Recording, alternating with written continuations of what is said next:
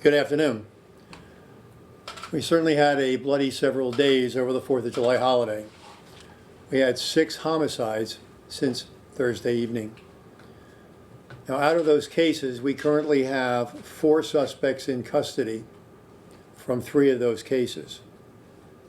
Those would be the incidents at 24th and Lisbon, the Lake Drive in Wyoming incident, and Friday's 22nd and National homicides.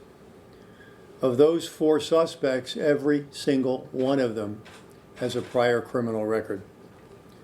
The 2 suspects arrested in the 24th and Lisbon homicide have previous arrests ranging from retail theft to drug possession. The 15-year-old male suspect in the Lake Drive homicide of the 14-year-old has a previous arrest for theft from a vehicle. The suspect arrested in the 22nd and National homicide is a convicted felon for felon in possession of a firearm. We are searching for a known suspect in one case still, the Saturday homicide that occurred at 81st and Glen. We are still seeking suspects in 2 cases. The Thursday homicide that happened at 5th and Hayes, the Sunday homicide that occurred at 104th Street in Congress. None of these cases are connected, and as far as we can tell, nearly every single one stemmed from an altercation between people known to each other. Now, over the 4th of July weekend in 2014, last year, we had 11 people shot, 2 fatally. Over this past weekend, the total was 10 shot, 4 fatally. Through July 5th, we have recovered 1,209 guns from the streets of Milwaukee, 83% of which will be evidence in court. Since last Friday, we've recovered 18 guns, 17 of which are evidentiary. Now, so far this year, we have a total of 3,500 gun-related offenses, which are incidents in which a firearm is reported to have been used or brandished in an offense. This is 20% more than such offenses in 2014 year to date. We've had 56 gun-related offenses between July 3rd and this morning. Now, despite declines in both property and violent crime over the past 7 years, there's certainly no denying we've had a significant increase in gun crime over the last few months. We're not alone. Cursory examination of the nation's newspapers indicates that Chicago, Baltimore, Minneapolis, St. Louis, New Orleans, New York City, Detroit, Washington, D.C., Baltimore, Cincinnati, Houston, Dallas, and Atlanta are all seeing double-digit increases in violence and/or homicides. Now, what's the cause of this stark increase in violence? It's not simple. It's not simplistic. It isn't just that there aren't enough cops. As I said before, too many people want to pretend there's simple answers to complex problems. There aren't. And we're going to continue to analyze our data, deploy our resources, and control those responses for which we alone are responsible, while other components of the criminal justice system and society at large do their part. If you have any questions, I'll be glad to take them. Chief, you mentioned that majority or all of the homicides over the weekend are related to people who knew each other, some type of confrontation. Is gang activity any part of these homicides? Well, we can certainly say with some confidence that in a number of these situations, people are members of groups or crews or loosely affiliated gangs. I can't say with more certainty that these are the result of direct arguments, or more specifically, that they're not the result of competition for control of turf or crime territory. What we are seeing again and again, for example, the 2 groups that confronted each other on Friday night, they were groups that were close to each other.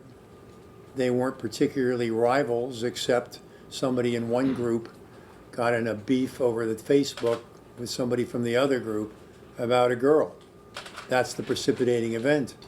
And when you have a 15-year-old brain in control of a firearm, anything can happen, and it's usually bad, and did. Are the victims or witnesses cooperating in these cases? We've had very good cooperation, particularly from neighbors who are understandably fearful of the environments they live in. But you don't develop suspects this fast without someone giving you information that you can verify, and we've had good cooperation from the public. Chief, can you talk a little bit about the firefighter who was shot, grazed early this morning? Well, it's certainly very concerning, and you have to be alarmed when you hear that medical personnel perhaps are being targeted. But in this particular case, so far, the physical evidence we have indicates that this individual wasn't targeted, but in all likelihood, someone else several blocks away was. We did recover some shell casings that appear relevant. There were some distance away from the scene, and between the scene and those casings, there were several holes in a nearby vehicle, so that may well have been, not that it makes things better, but it may well have been a random shot rather than a targeted one. And also switching gears here, I just interviewed a mother who lost 2 of her children in the past 6 months, one on January 4th, the other June 14th.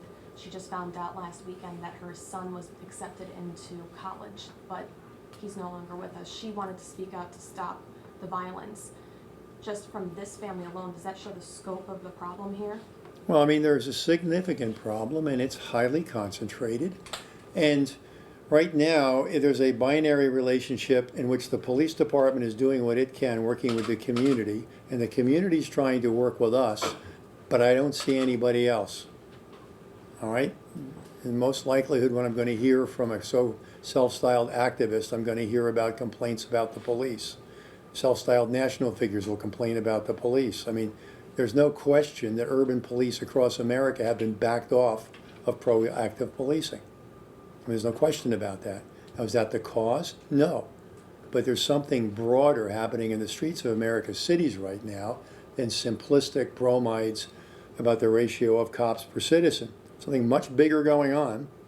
It's something we need to be concerned about.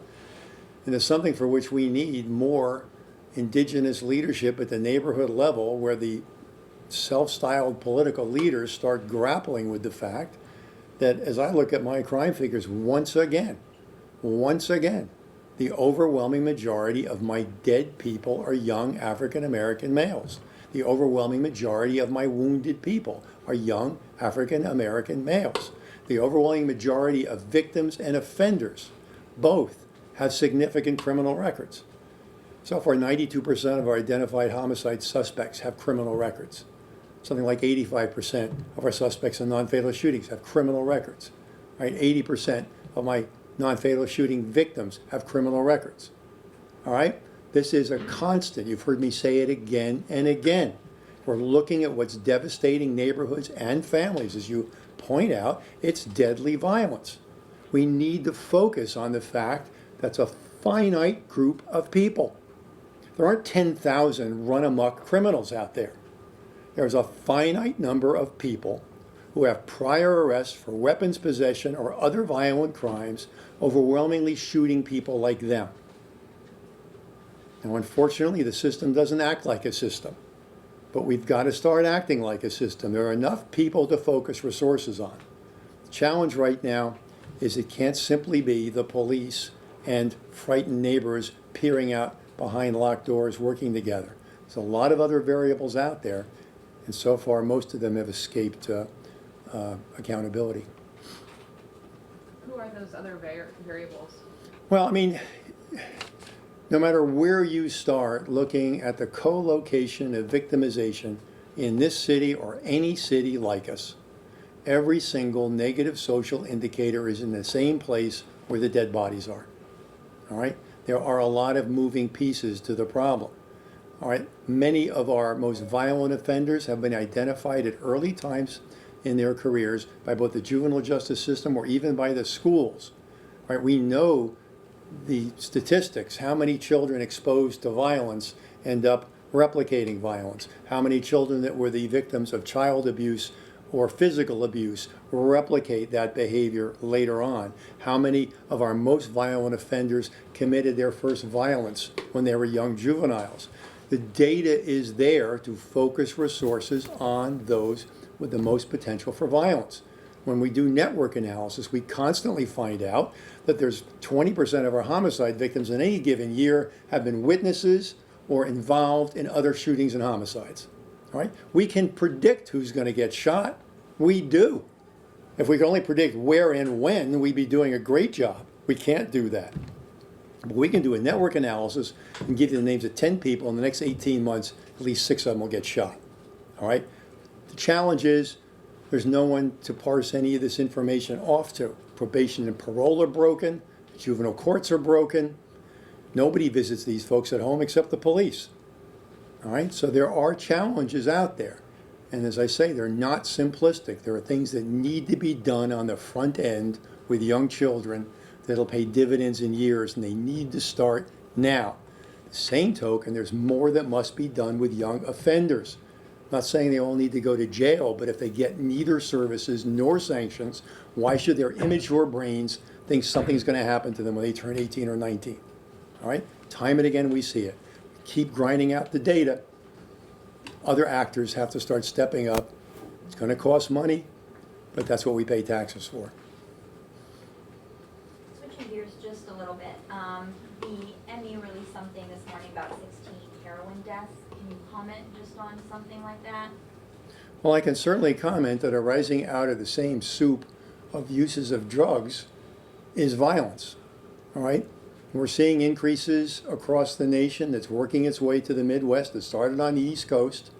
About 2 years ago, Massachusetts was having a massive increase in heroin-related deaths. Now it's working its way out towards us. So I'm not surprised to see it. But substance abuse arises out of the same soup as the violence we're dealing with. It's one more component of the many faceted issues that underscore violent behavior. Chief, can you talk at all about how strong a case you have on the 15-year-old and the July 3rd? Obviously, I don't want to go too far down that road because we have to present a case, we have to get the case charged. We certainly have more than enough probable cause to effect the arrest and to present the case. We think we've got a good case. We think we've done the due diligence, but obviously that final decision lies elsewhere. Anything else? Okay. Thank you. All right, thanks all.